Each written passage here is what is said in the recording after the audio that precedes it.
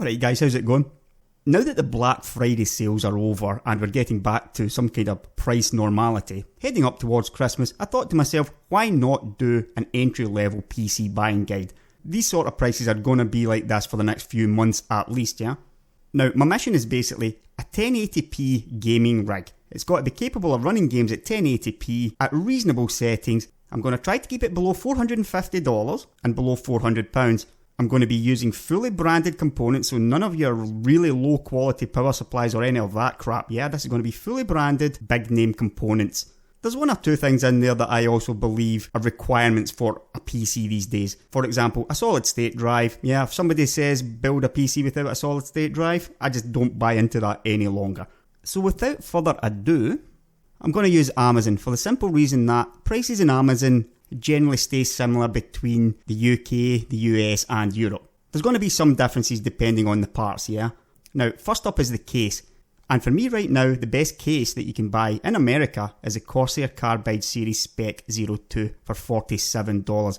I mean, it's not awesome, yeah, but you can fit a ton of fans into it. It looks pretty decent. Corsair are a very well-known brand. Very tidy in the inside. It's tool-free and it also has an SSD bracket built in, so yeah, that's pretty nice. In the UK, I had to go for the NZXT Source 210. It's a pretty famous case, very nice. If you wanted to go for the Carbide, you're going to spend another £10 or something like that on it. One of the biggest drawbacks of the Source 210 is it doesn't have the SSD adapter built in, so you're going to have to buy an SSD adapter. You can pick one of those up for $150 though. Now, because this is an entry-level PC, you don't need a huge power supply, yeah? So something like the Antec VP450, a very nice power supply. It isn't actually rated at 80 plus, however it is well over 80% efficiency. It simply lacks the power factor control that allows it to get the 80 plus efficiency badge. But generally speaking, if you ask people in the industry what the best cheap power supply is, quite a few will go for the Antec VP450. There's one or two that are pretty similar. In the end, I thought long and hard about it and I chose the Antec VP450. Again, there's a slight change in the UK. I have gone for the AeroCool Integrator 600 watt. Now, power supply enthusiasts might be a little bit aghast at me choosing this AeroCool Integrator, but the simple fact of the matter is, it is not a bad power supply. It will do 600 watts, yeah, it is a true 600 watt power supply. The components can only be so bad and be capable of providing that. The main reason I chose it is very, very cheap. And this is something that you'll happily keep for your next PC, if you're going for something a little bit meatier. Right, so now we're on to the parts that you've all been wondering about. This is a simple toss-up between the X4 860 from AMD, which is a quad-core at 3.7 GHz.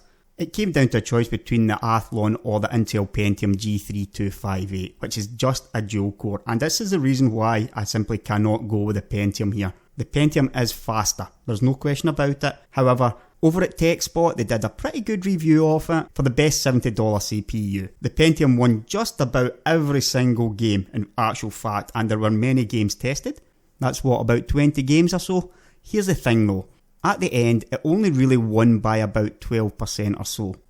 And that was when both were overclocked. Yeah, here it says 15% faster when both were overclocked, but this is paired with an Radeon R9 285 or a GTX 960. For me, both of those graphics cards are just a little bit too powerful to be pairing with such a weak CPU. Yeah, here we go. One of the reasons why it was 15% was one game in particular, the Athlon, performed terribly. So you're talking 13% faster or only 9% faster with the GTX 960. Is it worth buying a dual core? Most of the games are going to look like this, yeah? 4 or 5 frames of difference between the Pentium and the Athlon in Grand Theft Auto. The thing here is though, reviewers benchmark games on completely clean systems, so there's nothing else on this benchmark system apart from the game and the FPS counter. Most PCs are not like that. You're probably going to be running something like Skype, or you could be running a bunch of different stuff. Every other program on top of the basic game is just digging more and more into these two cores, yeah? Whereas the Athlon has got a little bit of room left for more. That also means that when it comes to DX12, I would expect to see the Athlon at least be equal to the Pentium. Even with that in mind, I came very close to choosing the Pentium. However, there are actually games appearing now that will not run on dual cores at all. There's some unofficial patches out there, yeah. Games like Far Cry 4 simply would not run with a dual core, yeah. So it is really, really difficult to recommend the Pentium for that reason. So you're going to need an FM2 Plus motherboard. Cheap is the order of the day. You're simply looking for the cheapest FM2 motherboard you can find. Right now, in America, this is the MSI, and in the UK, it appears to be the Gigabyte F2 A68. Now, there is actually a cheaper one. There's one at £10 cheaper than this. It's an Asus one. However, it might not have the proper BIOS revision to run the CPU. By all means, take a risk. I've had a look at the CPU support one, and this is the safe option to go with. 8GB of RAM is all you need.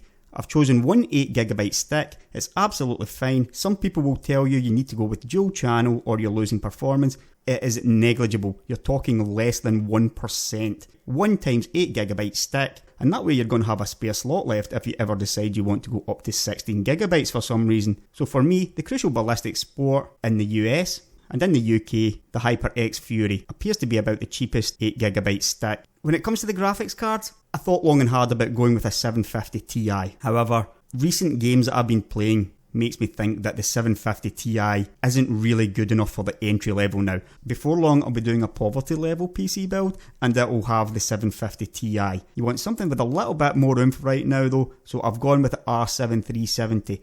I could have gone with the GTX 950. However, the price of this R70, especially after the rebate, $120 for a 2GB, pretty decent card. You can see here on Tech Power Up, 370 is just slightly faster, over 15 odd games. At 1080p, the 370 is just a tiny bit faster than the 950. So for me, the 370 is a smart option here. The 960 is just a little bit out of range. It's 12.5% faster. However, it is that bit more expensive. If you want the 950, by all means go for it. For me, the best deal right now in the United Kingdom is this HIS IceQ X2. £108.95, very good deal on this card. Again, if you want the GTX 950, you're probably going to spend about £120. It's up to you if you would rather go with the Nvidia card. Now, like I said at the start, you've got to have a solid state drive these days. I actually had to go without one a couple of weeks ago when my solid state drive broke down, and it was hell. And I'm not that impatient really, but I just could not stand how slow the loading was, and they're so cheap now, yeah? What you want is a 120GB one. The 60GB ones, they're just too small to use as a Windows drive. After a few months and a few programs being loaded onto it, you'll find that you're really running out of space on a 60GB SSD. Don't worry about the benchmarks and stuff like that. Just go for something pretty cheap. Good brand. SanDisk's a good brand. It's a good price at $42. This will easily fit your Windows and maybe one game and all your programs. And for me, it's a must include for any decent PC today. The same SSD is £34 in the UK. Again, it's a no-brainer. We're going to go with a terabyte hard drive. Seagate, Western Digital, Toshiba, they all sell hard drives around about the same price. Look for the cheapest 1TB hard drive you can find. You might be tempted to go down to the 500GB, save $10. Honestly, I wouldn't. I would go with the 1TB one and maybe throw a 500GB one into a poverty build. The cheapest one I can find right now in Britain is the Western Digital Blue, £34.98. So the very final thing we need is a CPU cooler. $13.49 for the Arctic Alpine 64 Pro. This is a vastly superior cooler to the stock cooler. It's going to go in the CPU very easily. It's well worth paying simply to get the noise level down. And it'll be good enough for a smaller overclock on the CPU. Again, the main reason I went for it, it's cheap. And the exact same cooler is very cheap in Britain as well. Like I said, in Britain you're going to need an SSD adapter, £1.50 from here. Overall, at today's prices, the entry-level PC in the United States costs $448.15. That's pretty damn good in all honesty for a fully branded component PC with aftermarket cooling, solid state drive, you've got a good case in there, you've got a good power supply, yeah? The Antec VP450 will easily take a card like the GTX 970 if you decide to upgrade in the future. Basically speaking, when you come to upgrade, you just throw out the motherboard, throw out the crappy AMD Athlon CPU, and you've still got a pretty decent PC there, yeah? In a couple of years' time? The cost in the UK comes to £379.65, which to me isn't bad. Again, the same rules apply. In a couple of years, you're going to throw out the motherboard, you're going to throw out the CPU, plug something else in there, and you've basically got a brand new system again, with quality components everywhere else. I'm going to be doing quite a lot more of these videos in future, higher end stuff, mid-range stuff, and like I mentioned before, the poverty PC, so look out for them as well. If you want direct links to all the components, there's a link in the description for that. If you notice that one of the parts is a little bit pricier than what it says in the link, just do what I said, look for something similar, a little bit closer to the prices in the links. If you're really not sure, fire a question in the comments below and I will try to get back to you. I answer most questions. If I can't do it, somebody else might. Feel free to argue with me in the comments below if you disagree with any of my choices. I'll catch you later, guys.